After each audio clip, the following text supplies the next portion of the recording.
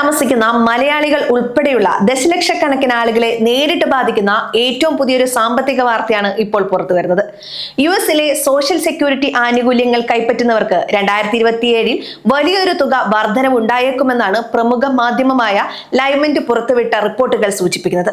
പ്രതിമാസ ചെക്കുകളിൽ 3.8% വരെയുള്ള വർധനവാണ് പ്രവചിക്കപ്പെടുന്നത്. ഇത്രയും വലിയൊരു വർധനവിന് പിന്നിലെ കാരണം എന്താണ്? ഇതുവഴി സാധാരണക്കാരായ ആളുകളുടെ കൈകളിലേക്ക് എത്ര പണം അധികമായി എത്തും? ഈ മാറ്റങ്ങളുടെ ഒരു സമഗ്ര അവലോകനമാണ് നമ്മൾ ഈ വീഡിയോയിലൂടെ പരിശോധിക്കുന്നത്. ആദ്യം തന്നെ എന്താണ് ഈ കോള എന്ന് നമുക്ക് ലളിതമായി മനസ്സിലാക്കാം. കോസ്റ്റ് ഓഫ് ലിവിംഗ് അഡ്ജസ്റ്റ്മെന്റ് അഥവാ ജീവിത ചെലവ് ക്രമീകരണം എന്നാണ് ഇതിന്റെ പൂർണ്ണരൂപം. രാജ്യത്തുണ്ടാകുന്ന പണപ്പെരുപ്പത്തിനനുസരിച്ച് വിരമിച്ച ജീവനക്കാർ, ഭിന്നശേഷിക്കാർ തുടങ്ങിയവർക്ക് ലഭിക്കുന്ന സോഷ്യൽ സെക്യൂരിറ്റി തുകയിൽ വരുത്തുന്ന മാറ്റമാണിത്. സാധനങ്ങളുടെ വില കൂടുമ്പോൾ സാധാരണക്കാരുടെ വാങ്ങൽ ശേഷി കുറയാതിരിക്കാൻ US സർക്കാർ വർഷം തോറും വരുന്ന ഒരു ഔദ്യോഗിക പരിഷ്കരണമാണിത്. നിലവിലെ കണക്കുകൾ പ്രകാരം പണപ്പെരുപ്പം ഉയർന്ന തോതിൽ തുടരുന്നതിനാലാണ് 2027 ഈ തുക വർദ്ധിപ്പിക്കാൻ ഇപ്പോൾ നിർദ്ദേശങ്ങൾ വന്നിരിക്കുന്നത്.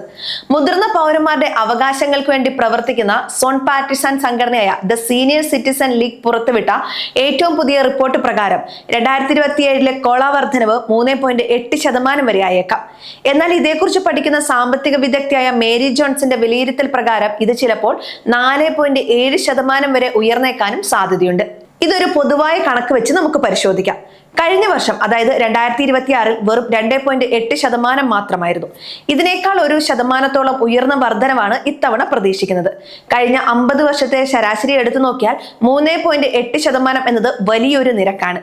നിലവിൽ ലഭ്യമായ കണക്കുകൾ പ്രകാരം US ശരാശരി ഒരു റിട്ടയർഡ് ജീവനക്കാരന് നിലവിൽ ലഭിക്കുന്നത് പ്രതിമാസം $2026 പുതിയ 3.8% നിരക്ക് നടപ്പിലായാൽ അത് $2103 വർദ്ധിക്കും.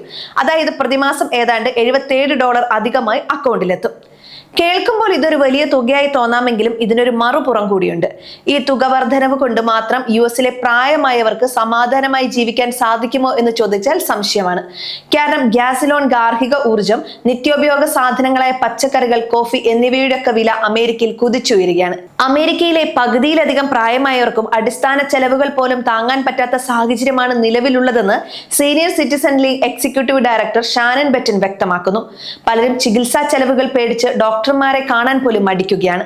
മാത്രമല്ല, പ്രവചിക്കപ്പെടുന്ന ഈ $77 വർധനവിനേക്കാൾ വേഗത്തിലാണ് പലരുടെയും മാസ ചെലവുകൾ കൂടിക്കൊണ്ടിരിക്കുന്നത്. കൂടാതെ മെഡിക്കെയർ പാർട്ട് ബി പ്രീമിയം തുകയിലും 2027 വർധനവുണ്ടാകുമെന്നാണ് സൂചന. ഇത് ഈ ലഭിക്കുന്ന അധിക തുകയുടെ ഒരു പങ്ക് കവർന്നെടുക്കും.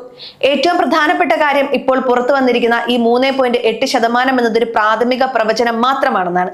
സോഷ്യൽ സെക്യൂരിറ്റി ഡിപ്പാർട്ട്മെന്റിന്റെ ഔദ്യോഗിക പ്രഖ്യാപനം വരുന്നത് 2026 ഒക്ടോബർ മാസത്തിലാണ്. ഓരോ വർഷത്തെയും ജൂലൈ, ഓഗസ്റ്റ്, സെപ്റ്റംബർ മാസങ്ങളിലെ യഥാർത്ഥ പണപ്പെരുപ്പ സൂചിക കണക്കാക്കിയാണ് ഒക്ടോബറിൽ അന്തിമ തീരുമാനമെടുക്കുന്നത്. വരും മാസങ്ങളിൽ പണപ്പെരുപ്പം കൂടിയാൽ ഈ നിരക്ക് 3.8% മുകളിലേക്ക് പോകാം. പണപ്പെരുപ്പം കുറഞ്ഞാൽ ഇത് താഴേക്ക് വരാം. ഈ പ്രഖ്യാപനത്തിന് ശേഷം 2027 ജനുവരിയിലെ ചെക്കുകൾ മുതലായിരിക്കും പുതുക്കിയ തുക ഗുണഭോക്താക്കൾക്ക് ലഭിച്ചു തുടങ്ങുക.